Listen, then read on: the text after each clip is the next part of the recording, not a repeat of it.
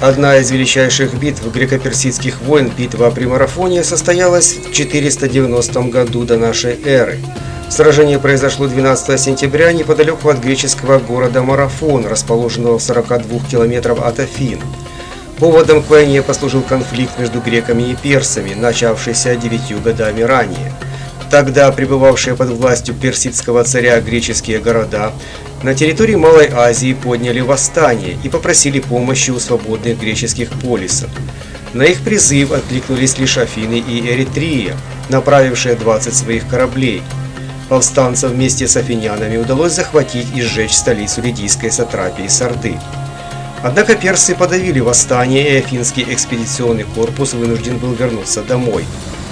Царь Дарий был взбешен. Он рассматривал произошедшее как измену афинян, которые в 507 году до нашей эры якобы поклялись ему на верность, согласившись признать суверенитет Персии над Афинами.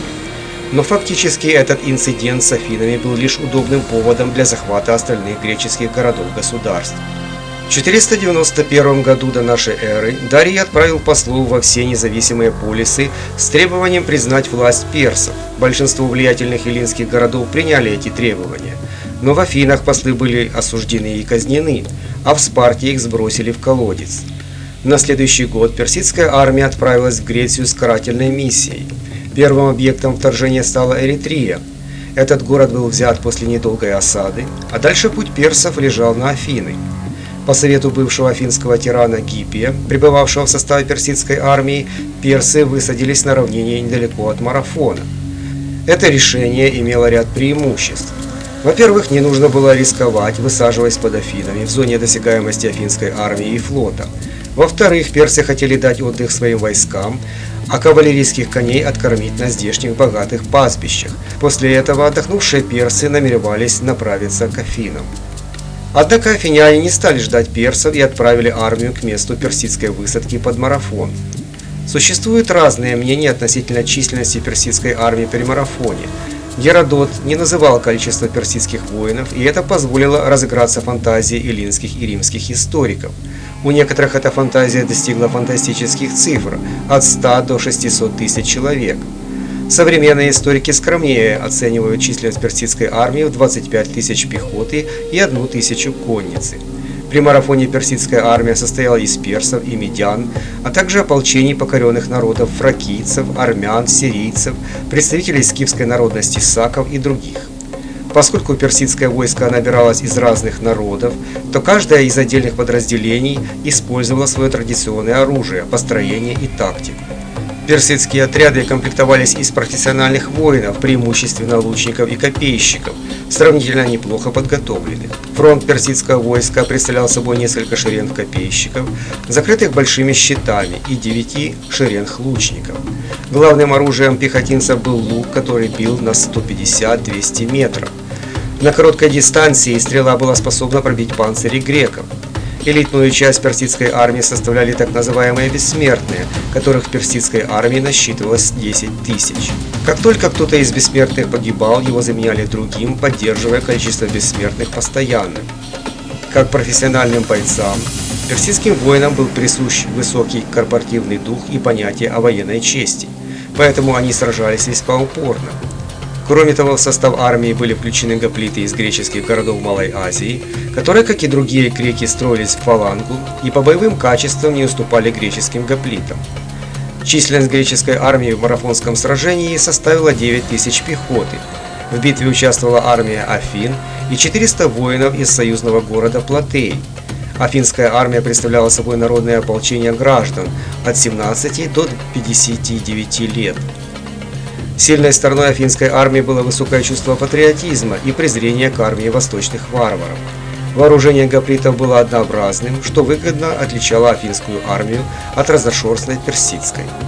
В индивидуальной подготовке греческие ополченцы, за исключением спартанцев, уступали персидским профессиональным воинам, но главную силу греческой армии придавала фаланга, плотный строй тяжелой пехоты, состоявший из нескольких шеренг воинов. Фаланги, уязвимые с флангов, обычно защищали кавалерией, либо находили узкое поле боя, которое закрывало края фаланги естественными препятствиями. Понятно, что для достижения успеха персидская армия должна была навязать бой грекам на дальней дистанции, поскольку в ближнем бою у персов были небольшие шансы выстоять против напора греческой фаланги. Формальным командующим Дарий назначил сына сатрапа Лидии и своего племянника Артаферна, но фактическим командующим был назначен опытный военачальник Датис, участвовавший во многих битвах. Именно он и руководил персидской армией при марафоне, то есть в армии было обеспечено четкое единоначалие. Руководство же афинской армии страдало от особенностей греческой демократии. Управление осуществляла коллегия из 10 стратегов. Решения принимались коллегиально, и мнение ни одного из стратегов не имело большего веса, чем мнение другого. Причем стратеги поочередно руководили армией. Среди стратегов выделялся Мильтиад, он был афинским гражданином и тираном Херсонеса Фракийского. Ему и пришлось командовать афинской армией в битве под Марафоном. Марафонская равнина располагалась на берегу залива. Она имела форму серпа шириной от 2 до 3,5 километров. Часть равнины занимал большой овраг и болото, непригодные для ведения боевых действий. Это сделало проблемной атаку персидской кавалерии, так и не принявшей участие в битве. Итак, в начале сентября 490 года до нашей эры афинская армия в сопровождении союзников с Платей заблокировала выход из равнины Марафона, чтобы не дать персам двинуться вглубь страны. Афиняне сразу же направили бегуна Филиппида в Спарту с просьбой о помощи.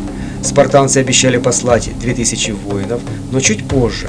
В это время они отмечали праздник Корнея в честь Аполлона Корнеяса. В период празднования объявлялся священный мир, и спартанцам было запрещено проводить боевые действия до его окончания. Две армии стояли на Марафонской равнине уже 5 дней, и ни одна из них не решалась начать боевые действия.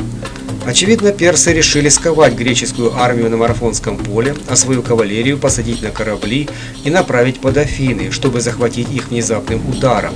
Греки тоже ударили только тогда, когда поняли, что персы грузят коней на корабли, ведь конница могла окружить наступавшую фалангу. Когда афинянам стало ясно, что поддержки от Спарты в ближайшее время не будет, часть военачальников решили отказаться от битвы и увести армию для обороны Афин. На военном совете мнения разделились. 5 членов коллегии стратегов высказались за отказ от битвы, остальные 5 во главе с Мильтиадом голосовали за немедленное начало битвы, не дожидаясь помощи спартанцев. Поскольку голоса разделились поровну, все зависело еще от одного члена совета, Полимарха Калимаха, и он дал добро.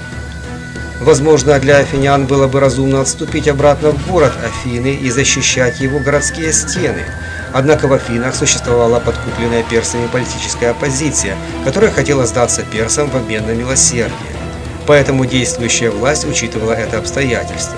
Победа же афинской армии заставила бы замолчать продажную оппозицию в Афинах. Мильтиад построил фалангу в линию, равную ширине Персидского фронта, так что оба фланга фаланги упирались в естественные препятствия – овраг и болото. Линия греков была неравномерной. На флангах фаланга состояла из 8 шеренг, а центр состоял всего из 4 шеренг. Греческих войск не хватало, чтобы сложить полноценную фалангу по всему фронту. На левом фланге греческого войска сражались платейцы, правым флангом командовал Калимах.